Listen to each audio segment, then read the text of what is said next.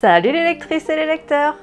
J'espère que vous allez bien. Aujourd'hui c'est une vidéo un peu spéciale parce qu'on va à nouveau parler de sagas. Je sais pas si vous vous rappelez, il y a quelques temps j'avais fait une vidéo où je vous présentais toutes les sagas que j'avais en cours et je définissais une sorte d'ordre de priorité pour mes lectures. Cette vidéo elle est sortie il y a 2 mois et depuis j'ai avancé sur pas mal de sagas et du coup je voulais faire un petit point avec vous. En plus ça tombe bien parce que Virginie de la chaîne Totally Brune organise l'été en série qui consiste à lire le plus de sagas possible ou d'en commencer ou d'en terminer ou d'avancer dans nos sagas.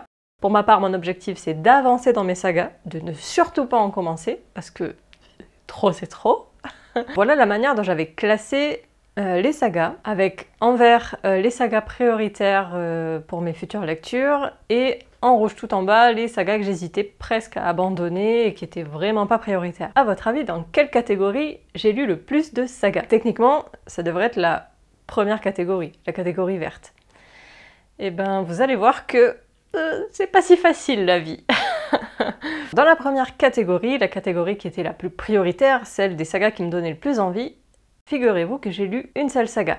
Par contre, je l'ai terminée, donc je suis assez contente. Bon, c'était facile, c'était une trilogie, mais quand même. Cette saga, il s'agit des Brumes de Cendre Lune de Georgia Caldera. Au mois de mai, au moment où j'ai sorti la vidéo précédente, j'avais alors lu que le tome 1. Depuis, j'ai lu le tome 2 et je suis actuellement en train d'écouter le tome 3, il me reste très exactement 47 minutes d'écoute. Au mois de mai, j'avais vraiment très hâte de continuer cette saga parce que le tome 1 terminait sur un cliffhanger et j'avais vraiment beaucoup aimé la plume de l'autrice. Et j'avoue que j'ai été totalement surprise par le tome 2 et aussi par le tome 3. Cette saga ne ressemble à rien de ce que j'avais lu avant. Et donc, comme je vous le disais, c'est la seule série de cette catégorie très prioritaire que j'ai lue.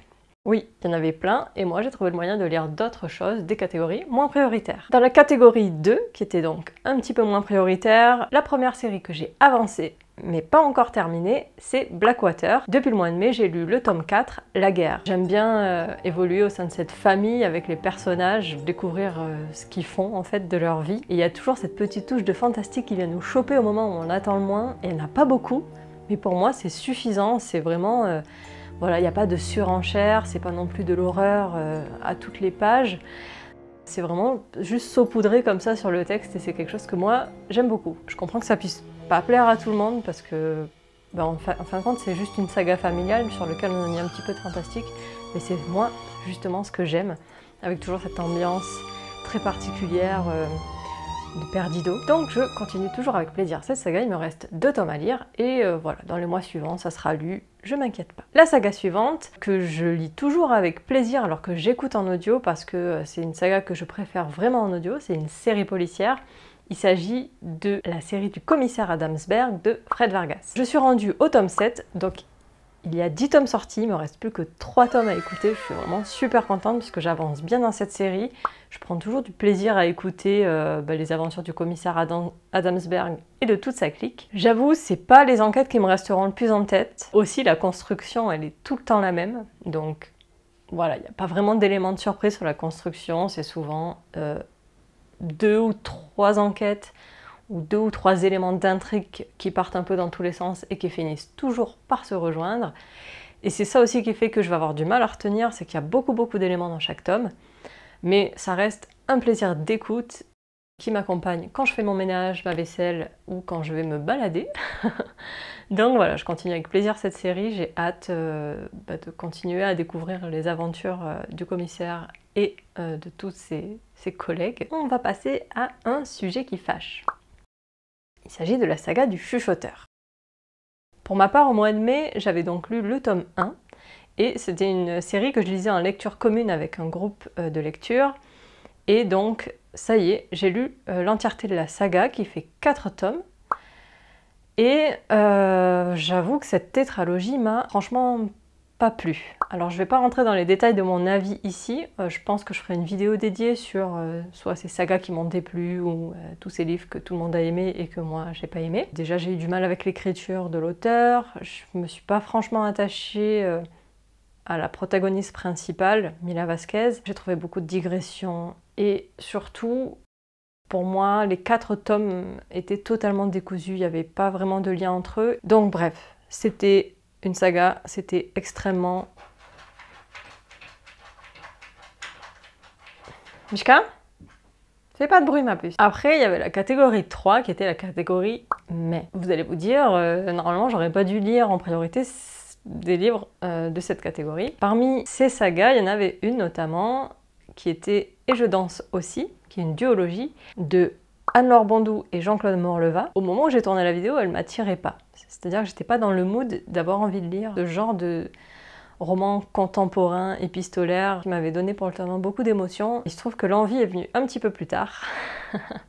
Et que j'ai découvert que le roman était en audio. Ça m'a donné envie de l'écouter parce que je trouve que le style épistolaire se prête bien à l'audio finalement, paradoxalement. Et j'ai adoré ce tome 2, même si je l'ai trouvé un petit peu tiré par les cheveux dans certains moments, mais ça a été un vrai plaisir de retrouver les personnages.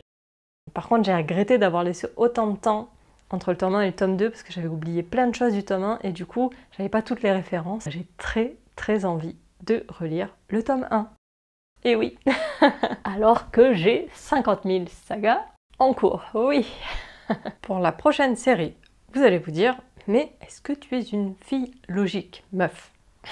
Parce que tu as mis cette série dans Laisse béton et finalement tu l'as continuée. Et même que tu as envie de lire le tome 4. Ouais. J'ai continué la série Son espionne royale en quête de Rhys Bowen. C'était pas prévu et pour un challenge, parce que j'adore faire des challenges littéraires, et du coup pour ce challenge-là, il fallait des titres avec la lettre Y dedans. Et bon, ben voilà, le Y, qu'est-ce que vous voulez que je vous dise? Et donc, c'était Son espionne royale en quête et la partie de chasse. Là, j'ai trouvé l'héroïne un petit peu plus attachante. En fait, elle revient chez elle en Écosse. L'enquête était bien parce que, en fait, souvent, ça prend beaucoup son temps dans ces romans-là. Mais là, du coup, déjà, je m'y attendais parce que, avec le tome 1 et le tome 2, ça m'a pas surpris que le tome 3, ça prenne autant son temps. Et surtout, c'était mieux fait, en fait. C'était mieux fait puisqu'on avait quand même des petits suspens dès le départ. On savait dans quoi on s'embarquait dès le départ. Et du coup, c'était plus intéressant. Bon, il y avait toujours beaucoup trop de personnages qui est très artificiel pour créer du suspense. Moi, j'aime pas trop ce système-là, mais c'est pas grave, n'empêche que c'était quand même un tome 3 que j'ai bien aimé. Et surtout, quand j'ai vu le tome 4, je me suis dit, mais j'ai envie de lire ce tome 4. Il se passe en Transylvanie et il met en scène notamment un prince bulgare. Et donc, je sais pas si vous le savez, mais je vis en Bulgarie et donc mécaniquement, quand il y a des personnages bulgare, ou quand ça se passe en Bulgarie ou dans la région autour, la Roumanie, la Serbie, la Grèce, etc. Ça me parle parce que tout simplement j'habite juste à côté, ce sont mes voisins. Et pour finir, il me reste une série dont j'avais oublié de vous parler dans la vidéo précédente sur les sagas, c'est la série du Murder Club du jeudi de Richard Osman. Alors, c'est une série de Cozy Mystery qui met en scène des vieilles personnes. Je sais pas si vous l'avez compris, mais moi j'adore les romans dans lesquels il y a des personnes âgées. Donc le Murder Club du jeudi, j'avais oublié de vous en parler la dernière fois tout simplement parce que j'étais à jour dans la série. Mais il venait juste de sortir le tome 3 et je l'avais pas encore vu passer. A l'inverse de Son espionne royale en quête, j'avoue que j'ai été un petit peu déçue par ce tome 3. Déjà parce qu'il y a beaucoup trop de personnages, mais alors beaucoup trop. Autant il y en avait beaucoup dans Son espionne royale en quête, mais on va dire que le cœur de personnage était assez restreint au départ parce qu'il y a une héroïne et après viennent se greffer une ou deux autres personnes à chaque tome, mais c'est pas trop. Là, le groupe de départ déjà du Murder Club, ils sont 4 personnes depuis le début. Sauf qu'à chaque fois, à chaque tome, on vient rajouter des personnages qui sont des satellites de ces personnages, mais qui sont très présents. C'est-à-dire que c'est plus que des personnages secondaires, c'est vraiment des personnages presque principaux. Ajouter à ça les protagonistes du tome en question, et ben là, vraiment, je m'y suis perdue. Et c'est très dommage. Et j'ai aussi beaucoup moins adhéré à la plume de l'auteur, que pourtant j'avais trouvé hyper agréable, parce que justement, elle était un petit peu plus fouillée que d'autres Cozy Murder. Là, ça manquait de fluidité. Ou alors c'est peut-être moi qui manquais de concentration. Franchement, je sais pas, mais j'étais un petit peu déçue. Et là aussi, c'est des tomes dans lesquels il se passe beaucoup de choses. Et du coup, quand il faut se rappeler quel personnage est qui, pourquoi, qu'est-ce qu'il fait, pourquoi il est là, et quel est le lien avec l'affaire. Et en plus, il nous fait des références au tome passé. C'est dommage. En même temps, voilà, il y a toujours ces petits moments très drôles entre eux. Il y a aussi ces moments très émotifs, très doux. entre certains personnages. C'est une belle histoire d'amitié, une belle histoire d'amour aussi, de belles histoires d'amour, parce qu'il y en a plusieurs dans ce roman, sans que ça prenne trop de place, mais voilà, ça vient rajouter ces petites touches vraiment de douceur dans ce récit, qui est en fait souvent aussi très... c'est du cozy murder, mais quand même, ça va chercher loin. C'est pas comme dans Agatha Raisin, quoi. Si vous connaissez Agatha Raisin, ça va un petit peu plus loin. Déjà, il y a quelques personnages qui sont liés au monde de l'espionnage, donc mécaniquement, voilà, ça crée plein de possibilités d'intrigue et l'auteur ne s'en prive pas.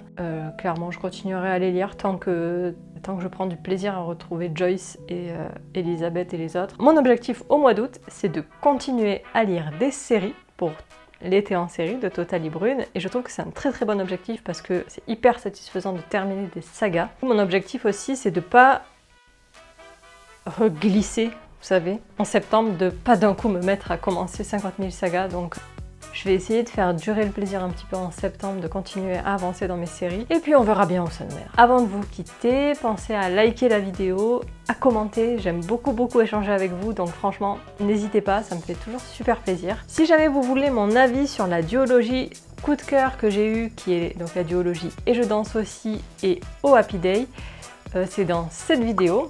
N'hésitez pas à du coup aller y jeter un œil. Je parle aussi de 3 autres lectures détente, parfait pour l'été. Je vous souhaite à tous et à toutes un très bon été, un bon mois d'août, et je vous dis à très bientôt. Ciao!